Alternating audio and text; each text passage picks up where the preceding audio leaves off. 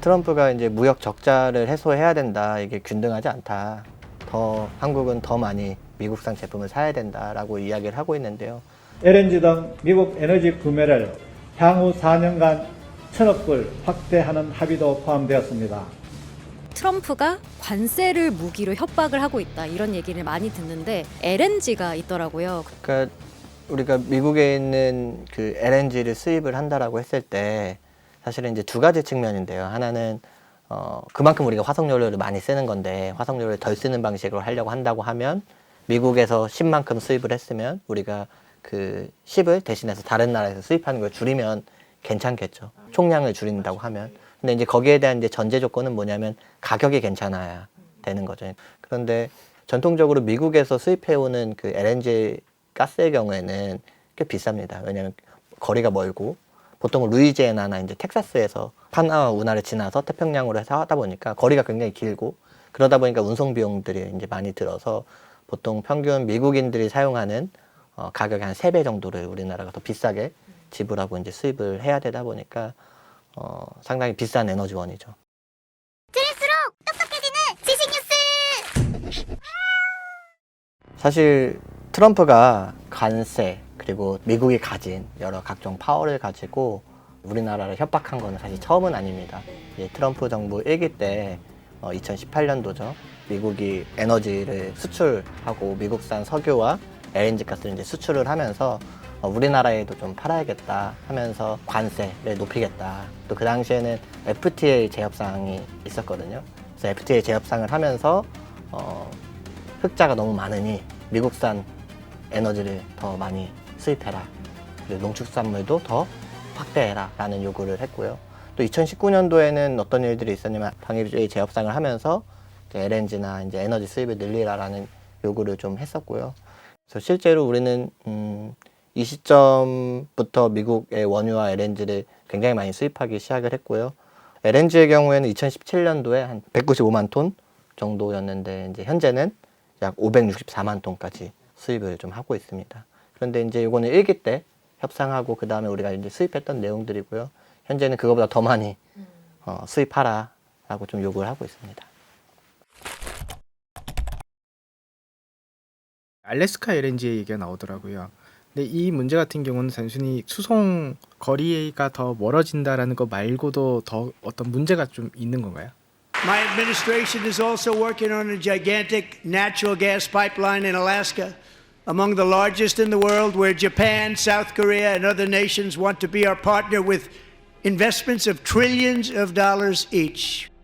그러니까 알래스카 LNG를 수입하는 것이 가지는 가장 큰 문제는 새로 가스전을 이제 개발해야 되는 상황입니다. 거기다 이제 새로운 인프라도 짓고 또 LNG 가스 터미널도 짓고 또 배관망도 좀 짓고 개발이 새로 들어가야 되는 상황이다 보니까 인프라 비용이 굉장히 첫 번째로 많이 되고 두 번째로는 기후가 굉장히 혹독합니다. 굉장히 추운 상황에서 여러 이제 공사들을 해야 되다 보니까 여러 이제 시공 비용이나 공사 비용 굉장히 많이 들고 그렇게 인프라를 개발하고 나서 가스를 개발해서 우리나라로 좀 가져와야 되는 상황이다 보니까 사실 리스크가 크죠. 그리고 가격도 좀 높을 가능성도 크고요. 그리고 또 시간이 걸리고 양이 많다 보니까 이제 미국에서 좀 요구하는 것들은 장기 고정 가격으로 좀 계약을 해달라. 그러니까 가스 개발하는데 돈도 많이 들고 시간도 많이 들었기 때문에 또 양도 많기 때문에 미국에서 제일 중요한 건 이거 누가 사줘야 되거든요. 가스전을 개발을 했는데 사줄 사람이 없으면 가스전을 개발을 할 수가 없잖아요. 근데 문제는 지금 알래스카 쪽에 그 가스가 없어요. 그러니까 가스가 없다라는 게 개발된 가스, 알래스카에서 쓸 수 있는. 그러니까 개발을 좀 해야 되는 상황인데 대규모로 개발해야 단가도 떨어지잖아요. 그러니까 그거를 대규모로 좀 사줄 소비자도 좀 필요한 거죠. 비즈니스적으로. 미국이 가지고 있는 자원, 화석 연료가 있는데 이걸 최대한 잘 팔아먹어야겠다라는 관점으로 접근하고 있는 거죠. 근데 미국이 그 소비자로 보고 있는 주요 이제 타겟이 한국인가요? 한국, 그리고 일본, 대만입니다. 그래서 한국, 일본, 대만이 알래스카에서 대규모 가스전을 개발을 하면 그것을 사주겠다라는 의사를 표현을 해야 그 가스전을 개발할 수 있는 거죠. 펀딩 같은 거네요. 그렇죠. 내가 앞으로 이거 개발할 건데 너가 얼마에 사줄 것인지에 대해 약속을 해. 그럼 내가 개발을 시작을 할게. 이런 약속을 받고 싶은 거죠. 미국 입장에서는 확답을 받기 전에 개발하기 어려운 거죠. 왜냐하면 개발을 해놨는데 사가는 사람이 없으면 그냥 돈만 쓴 거잖아요. 그리고 또 그런 것들을 사가는 누군가가 있어야 은행에서 펀딩을 해줄 수 있는 거죠. 그런데 한국 입장에서는 사실 거기에다 덜컥 계약을 할 수 없는 거죠. 이게 가격이 얼마인지, 또 몇십 년에 걸쳐서인 건지, 또 우리가 해야 되는 역할은 뭔지, 책임은 뭔지, 계약 의무 조항은 뭔지, 또 그걸로 인해서 우리가 가질 수 있는 좋은 장점들은 뭔지. 사실 이런 것들이 보장되지 않고 계약 조건들이 없는 상황에서는 덜컥 트럼프가 협박한다고 계약은 할 수 없는 상황인 거잖아요. 그리고 또 우리나라는 2050년까지 더 이상 화석 연료를 사용하지 않고 탄소 중립을 하겠다. 이제 남은 시간이 많지 않습니다. 2025년이니까 25년 정도 남은 거죠. 그런데 그 2050년까지 탄소 중립을 하려고 하면 이제 석탄 발전소도 이제 그만 운영을 해야 되고 LNG 발전소도 마찬가지로 이제 그만 운영을 해야 되는데 알래스카 가스전을 개발을 하다 보면 뭐 5년 이렇게 시간이 지나고 하면 2030년이고 그때부터 또 장기 고정 가격을 해서 20년 이상 계약을 맺는다고 하면 우리는 더 이상 이 가스를 쓰지 않는데 대용량의 가스를 수입해야 되는 상황이 되는 거죠. 그러니까 우리나라의 에너지 정책, 탄소 중립 정책과도 사실은 잘 맞지 않는 상황이고 이제 그런 것도 이제 강매라고 해야 되나요? 강매를 당하고 있는 거죠, 사실은.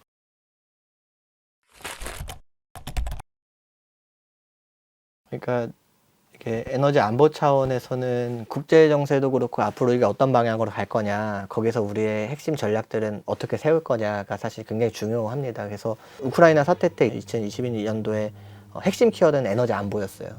러시아가 에너지를 무기화해서 유럽한테 굉장히 그 영향력을 행사하던 것에서 유럽이 재생에너지를 확대하면서 더 이상 러시아가 협박을 하더라도 충분히 감내할 수 있는 수준이 되니까 더 이상 러시아의 가스 파이프라인을 가지고 협박하는 거에 우리가 넘어가지 않겠다 라고 한 거거든요. 그러니까 러시아가 가스를 이제 끄는 건데 이제 그래도 버틸 수 있는 체력이 됐기 때문에 사실은 그 시기를 이제 넘겼는데 마찬가지로 중국을 보면 아주 무섭습니다. 그러니까 무서울 정도인데 사실 중국은 이 에너지 전환, 청정 에너지 산업을 단순히 에너지의 문제로 보지 않고 진짜 이 나라는 에너지 안보로 보고 있어요. 왜냐하면 중국이 최대 에너지 수입국이거든요. 근데 중국이 수입하는 나라들을 보면 중동 그리고 미국이에요. 근데 미국 사이가 안 좋죠. 중동은 미국이 영향력을 행사하죠. 미국과 중국의 그 안 좋은 관계들이 있으면 미국의 에너지를 끊을 수도 있는 거죠. 그러다 보니까 중국의 제조업, 중국의 산업이 이 화석연료에 의존하다 보면 굉장히 안보 차원에서, 산업 안보 차원에서 위기를 겪을 수 있겠다라는 그 생각을 하고 있어요. 그래서 시진핑도 에너지의 밥그릇은 반드시 우리 스스로 손에 쥐어야 한다. 에너지의 청정, 저탄소 전환과 고품질 발전을 추진하는 것은 새로운 성장 동력이다. 이렇게 이제 연설을 하기도 했는데 최근에 이것도 좀 재밌는 이야기인데 미국이랑 관세 전쟁을 하고 있잖아요. 중국도. 그러면서 중국은 어떤 선택을 했냐면 미국 LNG 가스를 안 써도 된다라고 이제 선언을 한 거죠. 패권 경쟁인 거죠. 근데 그렇게 할 수 있었던 이유는 중국에서 LNG 수요가 굉장히 많이 줄었고 또 LNG로 쓰던 것을 더 이상 LNG를 쓰지 않고 재생을 쓸 수 있는 파워가 생긴 거죠. 그러니까 에너지 안보 차원, 주권 차원에서 휘둘리지 않을 수 있는 상황이 된 거죠. 근데 이제 거꾸로 한국은 전체 에너지의 90% 이상을 해외로부터 수입을 하고 있어요. 그러니까 이런 우크라이나 사태든 중동 사태든 이런 것들이 우리나라에 굉장히 큰 영향을 미치는데 그렇기 때문에 사실 우리나라는 더더욱 에너지 수입을 많이 하기 때문에 재생을 빨리 전환을 해야 되는데 지금 전혀 그러지 못하고 있는 상황인 거죠. 오히려 가스전은 여기저기 개발을 하고 있거든요. 호주에도 개발을 하고 있고 모잠비크에도 개발을 하고 있고 모잠비크 가스전에서 나올 온실가스 배출량은 우리나라 전체 온실가스 배출량의 한 75% 정도가 됩니다. 한국이 전 세계 온실가스 배출량에서 차지하는 비중이 1.5 내지 2%거든요. 그러니까 뭐 그거의 75%라는 거는 뭐 1에서 1.5% 정도는 모잠비크에는 가스전들을 개발하면 나온다는 거예요. 거기에 우리나라의 정부 자금이 들어가서 투자를 한다는 거는 아주 우리나라 국격을 망가뜨리는 일이라고 생각합니다. 당진 LNG 터미널 확장 사업을 추진하는 것에 대해서 비판이 나오고 있어요. 이 시대에 이런 상황에서 이걸 하는 게 맞는 것이냐 하는 비판인데 경제성 측면에서 봤을 때 LNG가 지금 가성비가 있다라고 볼 수 있는 건지 궁금하거든요. 사실 당진 LNG 터미널 같은 경우에는 과연 지금 LNG 투자가 경제적으로 경제성이 있느냐, 그리고 또 LNG가 경제성이 있다고 한다면 LNG를 팔기 위한 그 터미널이 과연 이제 경제성이 있느냐, 제대로 된 인프라 투자냐라는 걸 좀 고민해 볼 수밖에 없습니다. 왜냐하면 이거는 그 민간 기업이 하는 게 아니라 공적 금융, 국가의 세금이 들어가는 부분들이다 보니까 이거 잘 따져볼 필요가 있는데요. 문제는 지금 수요 설비 미스매치입니다. 그러니까 가스는 전체적으로 이제 수요가 줄어들고 있는 추세인데 우리나라가 이 가스를 더 할 거라는 생각 때문에 가스 저장소랑 이런 것들을 굉장히 많이 늘려왔거든요. 그러니까 또 많이 늘렸는데 또 앞으로 더 많이 늘리려고 지금 하고 있는 상황인데 예를 들어 터미널 용량을 보면 2023년 이용률이 29.48%입니다. 그런데 이런 상황에서 2030년까지 가면은 이 이용률이 21.79%로 줄어들어요. 근데 이게 36년까지 가면 또 19.78%로 줄어들거든요. 지금 상황에서. 그러니까 이용률이 점점 줄어드는 거죠. 그러니까 이미 있는 설비를 충분히 이용하지 않고 이용을 덜 하는 상황인데 또 새로 짓겠다라는 거죠. 그런데 이 새로 짓겠다라는 것은 민간 기업이 짓는 것이 아니라 국가의 돈으로 짓는 거고 또 지어서 이용률이 떨어져서 경제성이 떨어지게 되면 또 국민 세금들이 더 들어가는 부분들이고 또 반대로 그럼 이게 과연 꼭 필요한 거냐라고 했을 때 필요하지 않은 설비이고 그럼 이걸 지어서 언제까지 쓸 수 있을 거냐라고 했을 때 장기적으로 이제 탄소 중립으로 간다고 하면 얼마 쓰지 못하는 거죠. 그러니까 자초자산화 되는 거죠. 그러니까 그런 상황에서 우리가 지금 이걸 투자하는 게 맞냐, 국가 세금을 들이는 게 맞냐, 아니냐에 대해서는 좀 세심하게 좀 들여다볼 필요가 있는 것 같습니다. 그런데 정부의 생각은 관성도 좀 있는 것 같아요. 앞으로 LNG도 늘어나고 수소도 늘어나고 그러니까 이게 탄소 중립을 믿지 않는 거죠. 탄소 중립 정책보다는 가스가 더 늘어날 거라고 좀 생각하는 부분, 현재의 수요를 좀 고려해서 앞으로 이제 탄소 중립 정책을 이행하면서 가스가 전반적으로 줄어드는 게 아니라 우리나라 늘어날 수밖에 없다. 정부 공기업이 오히려 정부 정책을 불신하는 거 아닌가라는 좀 의심이 들고요. 과거에 중부발전이 보령의 LNG 터미널을 건설을 하겠다. 석탄 발전소가 폐쇄되면 이제 석탄을 안 돌리게 되니까 대신에 우리는 LNG 발전소를 여기다 건설해서 돌릴 거야 라고 계획을 수립하고 거기다가 이 LNG 발전소 돌리기 위해서 LNG 터미널을 지어달라고 요구를 했어요. 허가를 신청하고. 근데 이게 취소됐거든요. 왜냐하면 석탄은 그냥 폐쇄하는 거지 거기다 LNG 발전소 안 지어줄 거야. 왜냐하면 우리는 석탄만이 아니라 LNG도 줄여나갈 거니까 거기다 안 지을 거야. 그럼 LNG 발전소를 안 지으면 LNG 수요도 당연히 줄어드는 거니까 LNG 저장소도 필요 없어 라는 결정을 정부가 한 거거든요. 당연한 결정인 거죠. 근데 이제 이게 우리가 볼 땐 되게 당연한 결정이라고 생각하는데 중부발전도 그렇고 가스공사도 그렇고 새로운 잘못된 투자, 잘못된 인프라 개발들이 계속 이제 시도들을 하고 있는 거죠. 저는 이제 당진도 마찬가지 아닐까 싶어요. 아까 이용률이 전반적으로 줄어든다 그랬잖아요. 그러니까 가스 수요도 줄고 이미 있는 가스 저장소의 이용률도 줄어들고 있는 상황에서 새로운 가스 저장소를 짓는다고 하는 게 잘못된 선택이라는 것을 다 알고 있지 않을까요? 정부가 그런 결정을 좀 해야 된다고 생각합니다. 지금 조선소에서도 이제 이 LNG의 문제가 그대로 보여주고 있는데 옥포조선소 같은데 이 전망대 가서 조선소에 어떤 배들이 있는지를 쭉 보면은 LNG 운반선이 10척, 20척이 그냥 있습니다. 도크에. 그런 배를 짓다 보니까 우리나라가 경쟁력이 있고 경제에 도움이 될 만한 해상풍력 설치선들은 자꾸 줄에서 밀려요. 그러다 보면 이제 다른 나라에서 이제 해상풍력 설비선들을 더 잘 짓겠죠. 엉뚱하게도 우리의 공적 금융기관들은 LNG 운반선에 돈을 많이 줘가지고 또 기술을 다시 한번 또 엉뚱한 곳을 투자하고 있다. 이것은 매우 안타까운 일이라고 생각합니다. 네, LNG가 우리말로 풀면 액화천연가스잖아요. 근데 여기 천연이란 단어가 들어가다 보니까 왠지 환경에도 나쁘지 않지 않을까 이렇게 생각하는 분들이 많을 것 같거든요. 실제로는 좀 어떻습니까? 그러니까 굉장히 그 브랜딩을 잘한 거죠. 전혀 천연이 아닌데 천연에서 나오는 가스다 해서 천연가스라고 이름을 지은 건데 마치 이게 깨끗한 에너지원인 것 마냥 이제 보이는 거잖아요.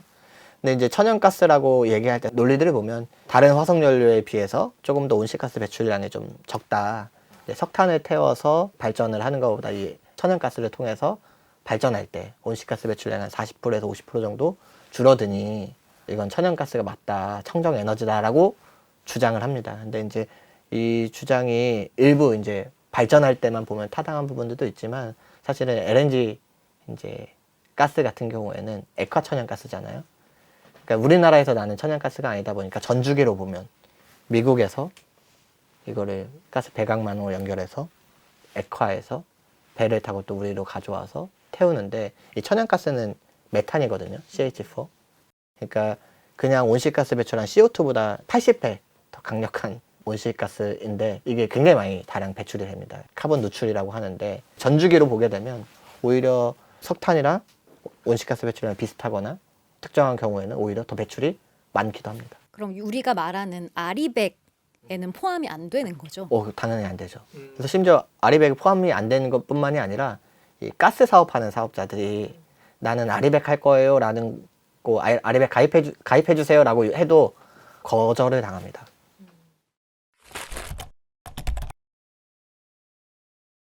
우리나라가 그 아리백에 가입한 기업들이 굉장히 많습니다. 많은 이유는 우리나라가 수출 중심의 국가이고 또 제조업 국가이다 보니까 우리나라 제품에 대해서 해외에서 많이 이제 사고 있죠. 특히 이제 자동차, 반도체, 그리고 디스플레이 같은 경우에는 우리가 판매하는 고객들이 아리백을 요구하는 경우가 굉장히 많거든요.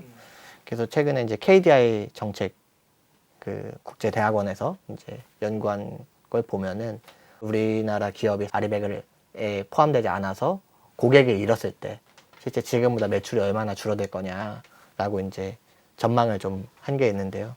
그 자동차의 경우에는 그 아리백에 참여하지 않았을 때 지금보다 15% 정도 매출이 떨어지고요.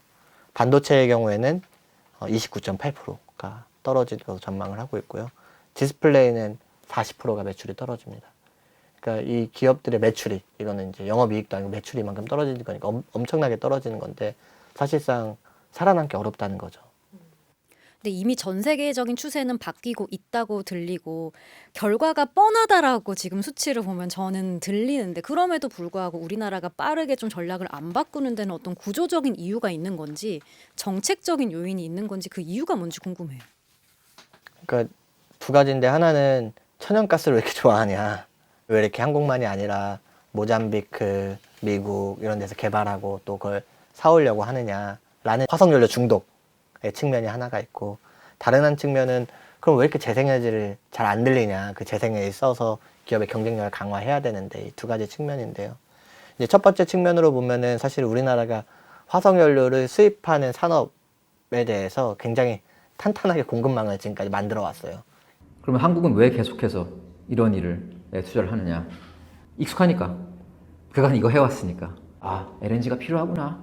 이게 없으면 에너지 시스템이 유지가 안 되는구나 하고 괜시레 믿음이 생기는데 실제로 국제에너지기구가 매년 집계하는 신규 발전 부문 투자의 상당 부분은 가장 압도적으로 많은 것은 재생에너지와 개통에 대한 투자입니다. 그런 와중에 옛날 기술에 우리나라 정부 관료들이 집착하고 있다는 것은 아주 부끄러운 일이라고 저는 생각합니다.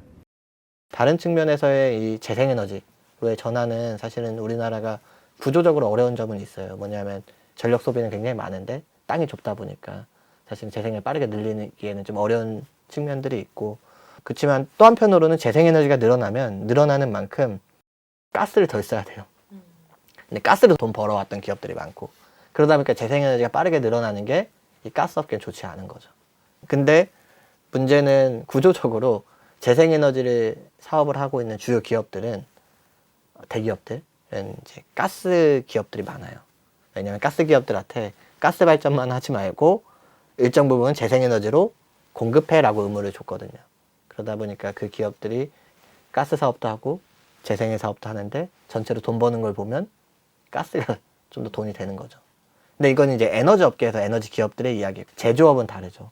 국제 경쟁력을 갖추기 위해서는 재생에너지를 써야 되는데 이 에너지를 공급하는 기업, 국가가 재생에너지를 저렴하게 싸게 만들어주지 않으니까 못 쓰고 있는 상황인 거죠. 네. 그러다 보니까 한국 기업들이 선택하는 것들은 두 가지예요. 하나는 망하거나 하나는 해외로 나가거나. 해외로 나갈 수 있는 기업들은 그나마 경쟁력이 있는 기업들이죠. 근데 이제 해외로 나가지 못하는 기업들은 이제 고객들을 잃고 사실은 이제 매출이 줄어드는데 당장 지금의 영향은 있지는 않습니다. 요구를 받고 있을 뿐. 근데 2030년이 되면 그때부터는 아리백을 하지 않으면 이제 수입하지 않겠다라고 하기 때문에 영향이 점점점 커질 거고 망하거나 아니면 해외로 떠나는 기업들도 점점 많아질 거라고 보입니다. 잘하고 있는 기업들은 해외로 나가면 되죠. 근데 이제 문제는 뭐냐면 예를 들어 반도체 기업이 아리백을 해야 되잖아요. 아리백을 하지 않으면은 이거를 이제 납품을 못 하니까 그러면은 선택할 수 있는 것은 아리백을 할 수 있는 곳에 공장을 짓는 거죠. 그리고 거기에 있는 중소기업들과 협력을 해서 반도체를 생산해서 팔겠죠. 그러면 그 기업은 살아남을 거예요. 근데 문제는 그 기업한테 납품하고 있던 우리나라 중소 중견기업, 그리고 그 기업이 있음으로 인해서 지역 일자리 그리고 지역 경제가 돌아가고 있던 지자체는 완전 망하는 거죠. 새 정부에서의 주요 성장 정책이 두 축이거든요. 하나는 AI를 통한 성장, 그리고 두 번째는 에너지 대전환을 통한 성장. 주요 두 공약으로 이제 들어가 있습니다. 그래서 다행인 건 이제 방향성을 좀 잘 잡은 거죠. 이제라도 AI를 통한 성장, 그리고 에너지 대전환과 산업을 업그레이드한 성장을 하겠다라고 이제 공약을 하고 이제 관련된 이제 정책들을 지금 세팅하고 있는 상황인데요.